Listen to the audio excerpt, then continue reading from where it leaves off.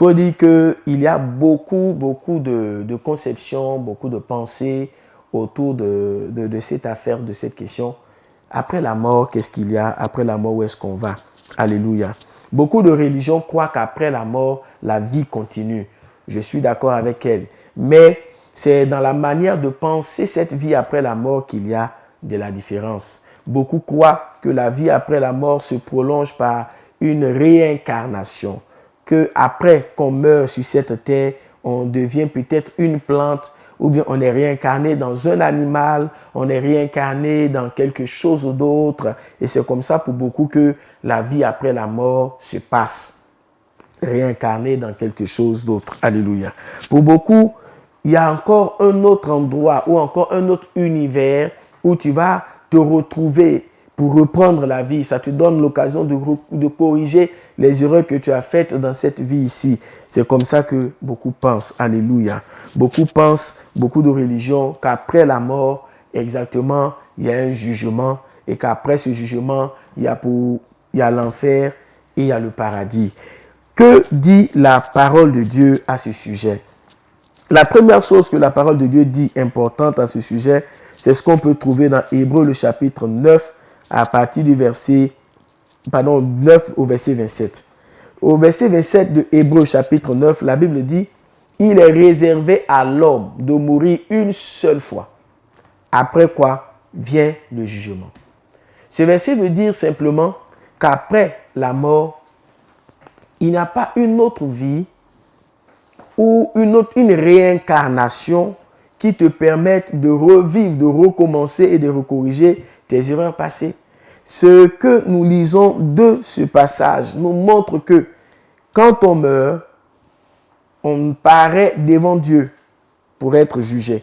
On va revenir dessus pour bien comprendre. Et tout de suite là, quand on décède, pour le croyant, pour le musulman, il y a une vie qui vient après la mort. Et cette vie-là, elle est à plusieurs niveaux. Premièrement, il y a le moment où les anges viennent pour retirer l'âme de chacun d'entre nous. Et en ce moment-là, qu'est-ce qu'Allah fait? Allah, il va descendre les anges qui vont venir pour retirer nos âmes. Allah dit, mais pendant que moi, Allah, j'ai envoyé des anges pour retirer vos âmes, qui parmi vous, n'est-ce pas, pourrait, n'est-ce pas, empêcher, n'est-ce pas, ce retrait de l'âme-là? En ce moment, il n'y en a pas. En ce moment, l'homme, il sait qu'il est en train de quitter ce monde-là. On est en train de retourner résolument, de façon inévitable, vers notre Seigneur Allah subhanahu wa ta'ala. Et juste quand les anges viennent pour retirer nos âmes, qu'est-ce qui va se passer? Les savants, ils nous disent que l'âme est en train d'être retirée, ça va commencer par la plante des pieds. Et on verra que celui-là, même l'agonisant ou bien le mourant, au fur et à mesure, les membres inférieurs, à commencer par la plante des pieds, vont commencer à être froids ou bien glacés jusqu'à ce que l'âme soit retirée, n'est-ce pas, au niveau de la poitrine jusqu'à nos yeux, n'est-ce pas? L'âme va être retirée du corps de chacun d'entre nous. Il y a une histoire ou une parabole dans la parole de Dieu qui nous permet de bien comprendre, de comprendre tous les aspects ou encore tout ce qu'il y a à savoir au sujet de la vie après la mort. C'est dans le livre de Luc chapitre 16 à partir du verset 19 au verset 31. Là-bas, Jésus raconte une histoire, une parabole. Il parle de Lazare, le pauvre, et l'homme riche. Il dit que les deux sont morts. Lazare était pauvre au point où il voulait même, il rêvait de manger le reste de cet homme riche-là, mais il n'avait pas. Il était tellement pauvre qu'il avait des plaies et même les chiens venaient lécher ses plaies.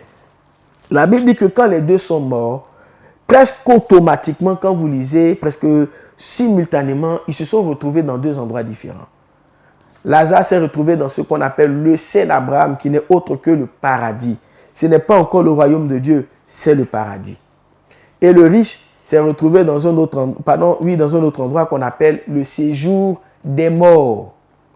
La Bible montre en fait que ces deux endroits, c'est les lieux où vous attendez, où vous vous trouvez, où se trouvent les morts, dans l'attente du dernier jugement. Et en ce moment-là, pendant qu'il est en train d'agonir, si on peut réciter Surat Yasin, on récite cette sourate-là, de sorte qu'Inch'Allah, Allah il lui facilite le retrait de son âme. Et une fois que cela est fait, on va mettre le corps, on va faire son grand lavage. Après le grand lavage, on va le mettre dans un linceul. Automatiquement, on va le conduire vers ce qu'on va appeler la tombe. Et c'est là qu'on parle de vie après la mort. Et cette vie-là, dans la vie tombale, on va appeler al-hayatul barzakhiya. C'est la vie intermédiaire. Tu n'es ni avec les vivants à la surface de la terre, ni dans l'au-delà, tu es dans la vie intermédiaire. Et la réalité sera amère pour ceux qui n'ont pas cru qu'il existait une vie après la mort. Mais pour ceux qui croient en Jésus, ceux qui ont donné leur vie à Jésus, ceux qui croient en Dieu, ceux qui font confiance à Dieu et qui ont vécu selon les valeurs divines, selon la parole de Dieu, ils seront heureux après la mort. Et après la vie de la tombe, le prophète sallallahu alayhi wa sallam, il dit, la dernière personne qui va rendre l'âme, elle va faire 1000 ans dans la tombe. Et après, on est ressuscité en un jour qu'on appelle le jour de la résurrection. Et là-bas encore, il y a différentes étapes. Il y a l'étape d'abord de la résurrection, d'accord? Et après la résurrection, il y a l'étape, n'est-ce pas, du rassemblement, où les hommes seront rassemblés, d'accord? Et Allah, il appelle ce jour-là Yawm Tarabun. Allah dit le jour du grand regret. Il y a des gens qui vont regretter ce jour-là. Yawma yafirru al-mar'u min akhihi. Il dit le jour où l'homme va fuir son frère. Wa ummihi wa abihi. L'homme va fuir sa mère et son père. Wa sahibatihi wa bani. L'homme va fuir ses compagnons. L'homme va fuir ses enfants. Likulli shay'in, likulli imri'in minhum yawma idhin sha'nun yughni. Parce qu'à chacun d'entre eux ce jour-là, chacun a une situation qui lui suffit. Et d'accord? Et les hommes seront ressuscités. Ce jour-là, tout le monde est nu et tout le monde est incirconcis. Personne n'est circoncis et personne n'est habillé. D'accord? Et on sera arrêté devant Allah subhanahu wa ta'ala. C'est pourquoi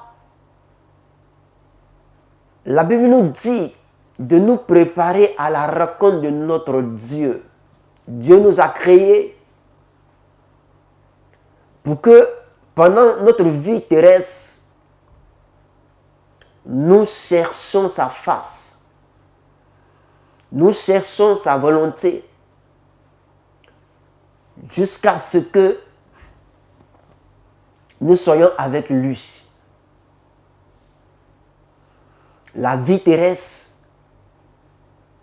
n'est pas tout.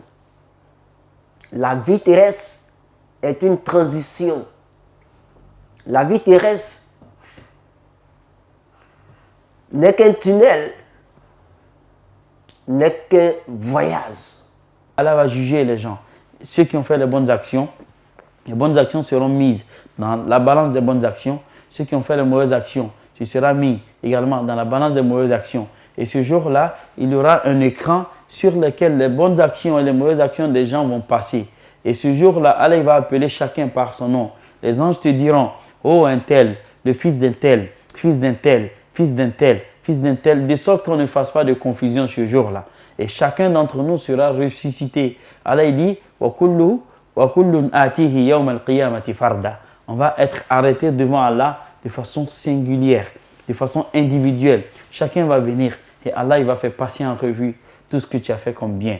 Allah il va faire passer en revue tout ce que tu as fait comme péché. Mais les gens qui se sont repentis, ils seront là inquiets, pensant qu'il y a des péchés qu'ils ont pu commettre et qui vont être affichés, mais ce jour-là, ces péchés-là ne vont pas paraître. D'accord? Et lui-même, tellement c'est la transparence, il va dire, Allah, mais j'ai commis un péché que je n'ai pas vu sur mon écran. Allah il va dire que quand tu as commis ce péché, moi là, je t'ai absous de ce péché-là. C'est pourquoi tu n'as pas vu ce péché-là.